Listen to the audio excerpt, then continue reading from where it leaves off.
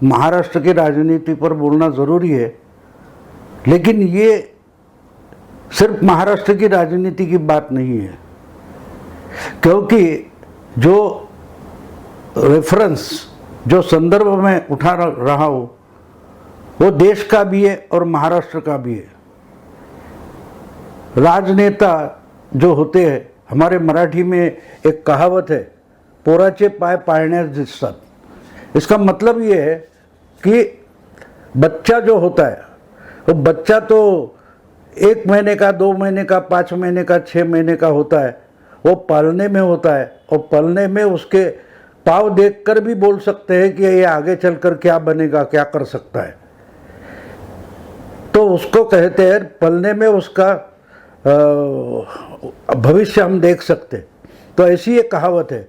और इसलिए राजनीति में भी बहुत सारे लोग ऐसे होते कि छोटी छोटी बातें जो होती है उससे भी हमें समझ आता है कि आगे चलकर कुछ कर सकता है, इसका भविष्य क्या है ये हम देख सकते हैं। उसका बर्ताव जो होता है, उसका वक्तव्य जो होता है, उक्ति होती है, कृति होती है, उससे भी समझ में आता है। तो इसलिए अभी अभी महाराष्ट्र के मुख्यमंत्री बने एकनाथ शिंदे जो है, इनका भविष्य बहुत दूर तक जाने वाला है और उज्जवल भविष्य है, ऐसे मैं मानता हूँ। और इसका कारण एकदम आपको आश्चर्य लग सकता है कि मैं एकनाथ शिंदे तो अभी अभी चीफ मिनिस्टर बने और इनकी तुलना मैं किससे कर रहा हूँ, ऐसा भी आपको लग सकता है। लेकिन मैं तुलना करूँगा, कंपैरिजन करूँगा तो आपको पता चलेगा कि इनके पास इनकी क्षमता क्या है, वो हमें तो समझ में आ सकती।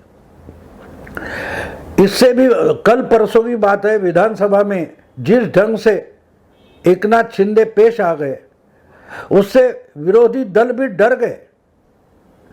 एक बात थी, एक प्रस्ताव था, कानून बदलने का प्रस्ताव था।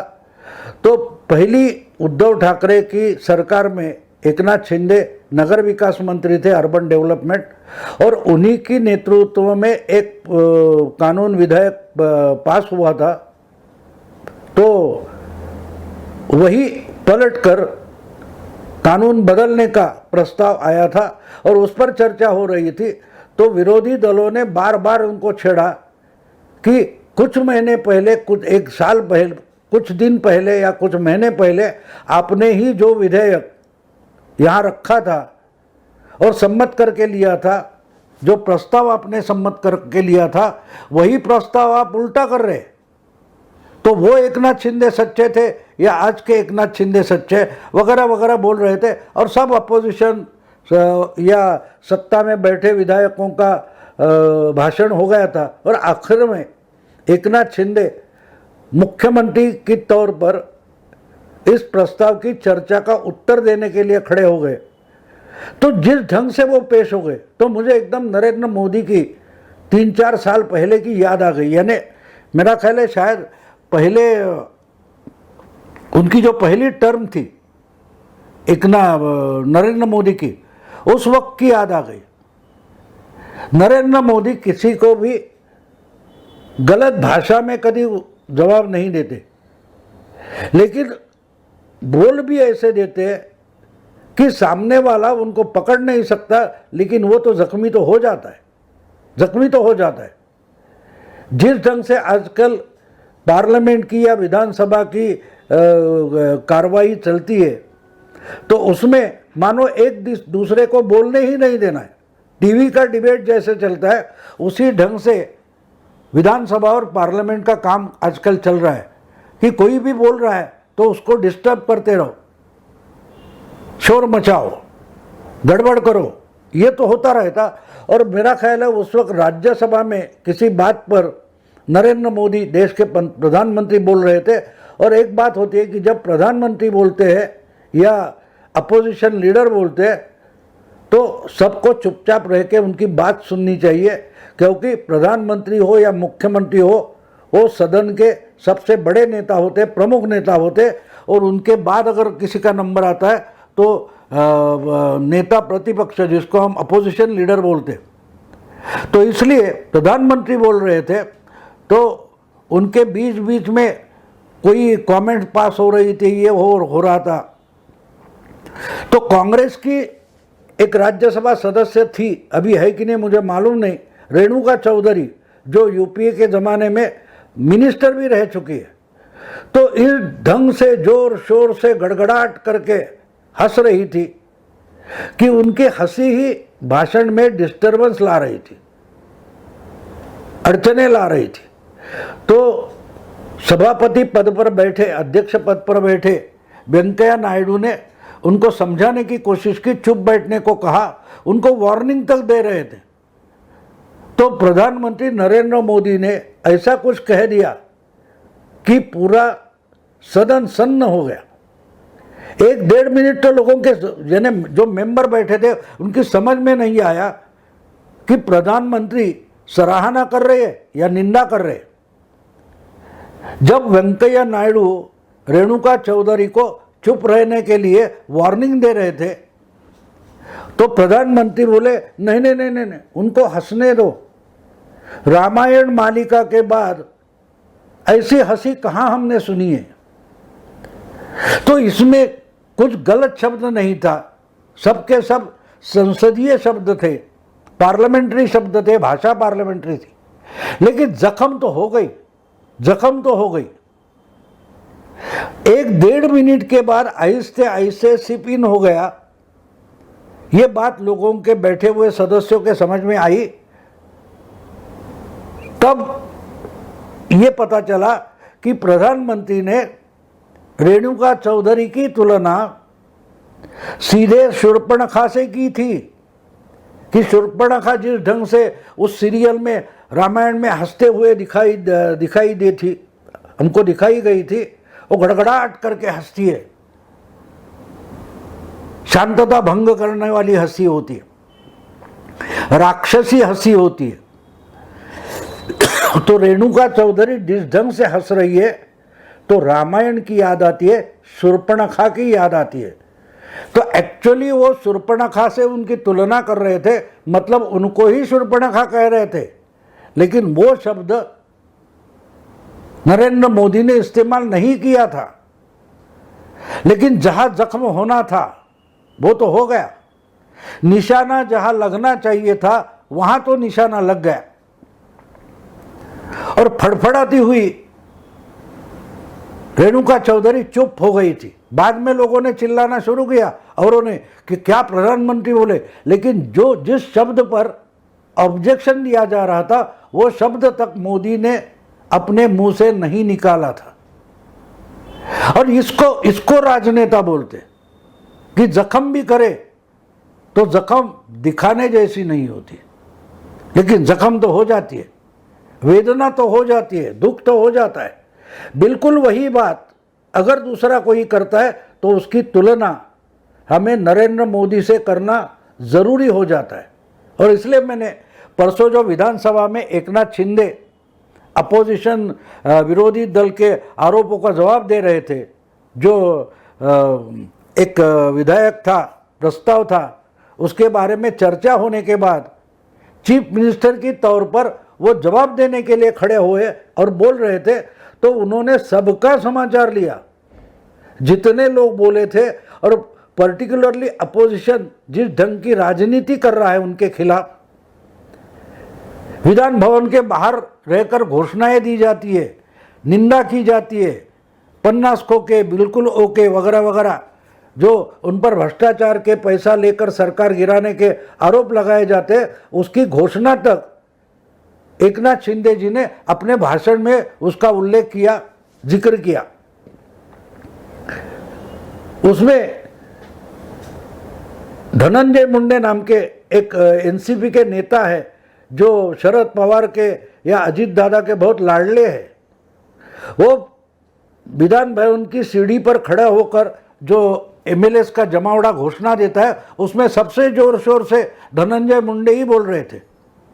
तो उसका जिक्र करते हुए एकनाथ शिंदे ने इस ढंग से कुछ बातें कही कि वो धनंजय मुंडे चुपचाप हो गए। दूसरे दिन या आज भी मैं बोल रहा हूँ, ये तीसरा दिन है, लेकिन आज भी पिछले 2 दिन से वो धनंजय मुंडे विधान भवन की सीढ़ियों पर दिखना तक बंद हो गए।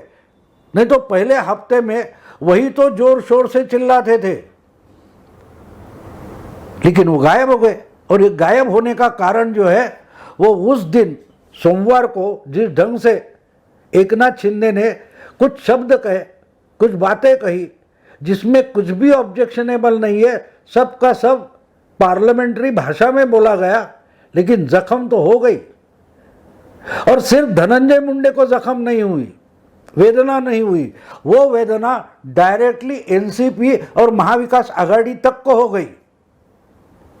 एक पिछले कुछ 1-1.5 साल पहले की बात है, धनंजय मुंडे पर एक महिला ने गंभीर आरोप किया था। उनका नाम था करुणा शर्मा, कि इन्होंने मुझे फंसाया वगैरह वगैरह, जो कुछ है वो छोड़ दो। उसकी बहना ने तो बलात्कार का आरोप तक पुलिस कंप्लेंट में लिखा था, लेकिन वो मामला अपोजिशन ने उठाया नहीं था।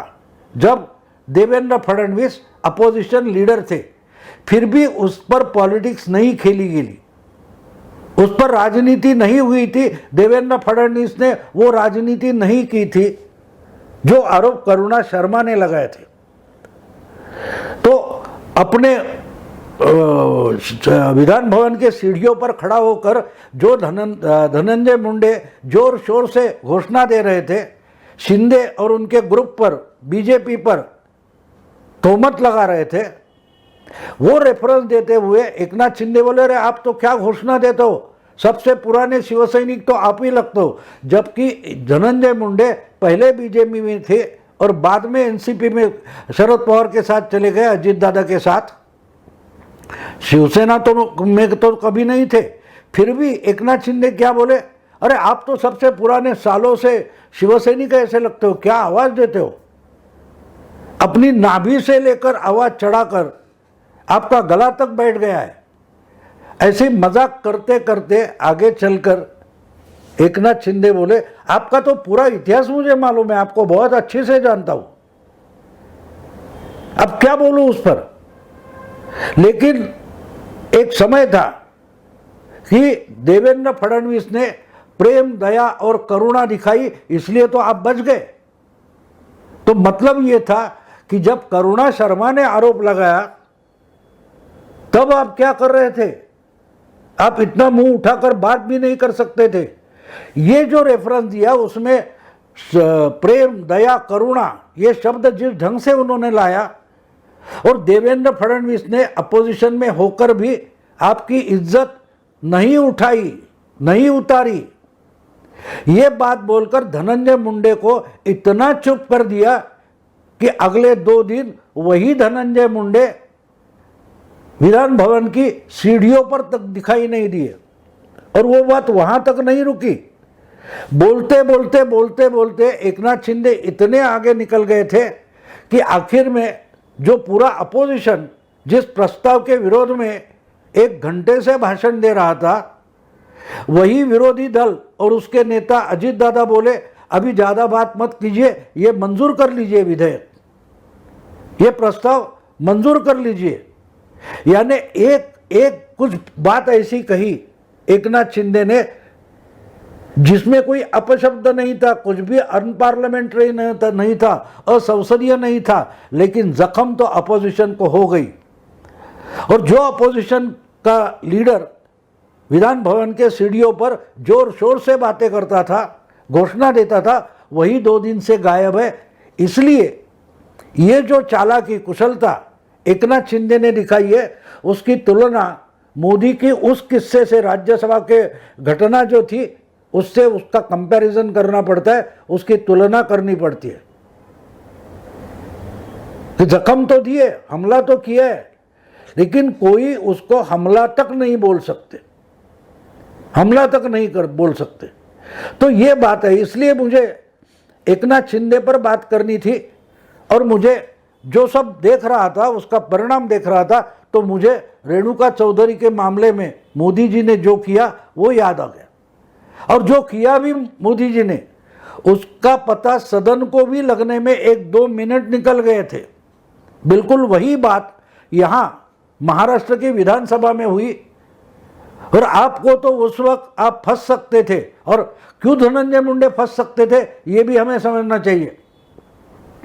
जिस वक्त के बलात्कार का आरोप हो गया और उन्होंने बेकायदा कानून के बाहर रहकर दूसरी शादी की है, अनऑथोराइज उनकी दूसरी शादी हुई है, लेकिन फिर भी देवेंद्र फडणवीस ने उसकी राजनीति नहीं की, अपने पॉलिटिक्स के लिए उसका गलत इस्तेमाल नहीं किया, ये एकनाथ शिंदे सूचित कर रहे थे। और इसलिए उन्होंने बोला कि देवेंद्र फडणवीस की दया है, आपका प्रेम था, करुणा से था, उससे भी नजरअंदाज करके देवेंद्र फडणवीस ने आपको बचाया। मुझे आपका इतिहास मालूम है, आप हम पर हमारे सत्ता तख्ता पलट के बारे में भ्रष्टाचार की बात कर रहे हो, आप कितने दूध के धुले हो हम सब जानते हैं। और जब आगे आगे वो जाने लगे तब अजीत दादा को समझ आया कि अब ये आगे निकलेंगे तो बहुत सारे बातें कहेंगे। और एक बात उस वक्त एकनाथ शिंदे ने बोली कि ये सामने लोगों के सामने, कैमरा के सामने हमको गाली देते, कैमरा के सामने कोई बाइट लेता है, टीवी चैनल वाला आता है तो शिंदे गुट को या बीजेपी को गाली देंगे, लेकिन जब पर्सनली मिलते हैं, छुपके से मिलते हैं, प्राइवेटली मिलते हैं तो हमको सही किया ये भी बोलते हैं। मन की बात कैमरा के सामने नहीं बोलते, कैमरा के सामने पॉलिटिकली करेक्ट बोलते, लेकिन कैमरा जब नहीं होता, माइक जब नहीं होता तो असलियत में आ जाते हैं। तो उन्होंने अजीत दादा की जो अपोजिशन लीडर है, नेता प्रतिपक्ष, उनके बारे में भी कहा कि भाई ये टूटने की क्या जरूरत थी। एकनाथ शिंदे बोले कि अजीत दादा ने मुझे कहा कि अगर आप नाराज थे तो मुझे बोल देते, मैं उद्धव ठाकरे के कान में जाकर बात बता देता तो बातें बिगड़ती नहीं। इसका रेफरेंस देकर एकनाथ शिंदे ने विधानसभा में क्या कहा, वही तो प्रॉब्लम थी कि आप कान में जाकर बोलो तो भी उद्धव ठाकरे सुनते थे, लेकिन हम कैमरे के सामने, मीडिया में या और कहीं मीटिंग में जोर शोर से चिल्ला चिल्ला कर हमारा दुखड़ा बोलते थे, वो उद्धव ठाकरे सुनते नहीं थे, इसलिए सब करना पड़ा। तो एकनाथ शिंदे क्या बता रहे थे कि उद्धव ठाकरे शिवसेना का ही नहीं सुनते थे, एनसीपी का सुनते थे। एनसीपी का कोई एमएलए हो, मिनिस्टर हो या संस्थापक अध्यक्ष शरद पवार हो, उन्होंने कुछ कहा, कान में जाकर कहा तो भी उद्धव ठाकरे सुनते थे और करते थे, लेकिन जो शिव सैनिक है वो चिल्ला चिल्ला कर अपना दुखड़ा रो रहा था, लेकिन उद्धव ठाकरे वो बात नहीं सुनते थे। और वही तो प्रॉब्लम था, इसलिए सरकार गिरानी पड़ी। जब ये भी बात धनंजय मुंडे के बाद एकनाथ शिंदे ने कही, उसके बाद हाथ जोड़कर अजीत दादा बोले कि बस अभी ज़्यादा नहीं, इतना भाषण ठीक है, आप प्रस्ताव मंजूर कर लो। यानी एक्चुअली विरोधी नेता या नेता प्रतिपक्ष सरेंडर हो गए, शरण आ गए। इसलिए मैं कहता हूँ, जिस ढंग से नरेंद्र मोदी ने बिल्कुल सभ्य भाषा में, सुसंस्कृत भाषा में रेणुका चौधरी जैसे बड़बोले लोगों की बोलती बंद कर दी थी, उसी ढंग से कुछ वाक्य बोले एकनाथ शिंदे विधानसभा में, लेकिन पूरे विरोधी दल की बोलती बंद हो गई। इसलिए उनकी तुलना मैं बोलता हूं कि आगे चलकर मोदी जैसे हो सकते। 2002-1 में नरेंद्र मोदी प्राइम मिनिस्टर, मुख्यमंत्री बने थे, उसके बाद 12-13 साल में वो प्राइम मिनिस्टर बने, तो उन्होंने कभी किसी के खिलाफ गलत भाषा का इस्तेमाल नहीं किया। लेकिन जो भी बोलते थे, जो भी आज बोलते हैं, तो उसमें किसी को दिखाई दे ऐसी जख्म नहीं होगी, लेकिन वार तो बहुत गहरा वार कर देते। एकनाथ शिंदे में वही क्वालिटी है, इसलिए मैंने वो हमारी मराठी कहावत बोल दी कि पलने में बच्चे के पाँव देखकर उसका भविष्य कहा जा सकता है, पोराचे पाय पाळण्यास दिसतात।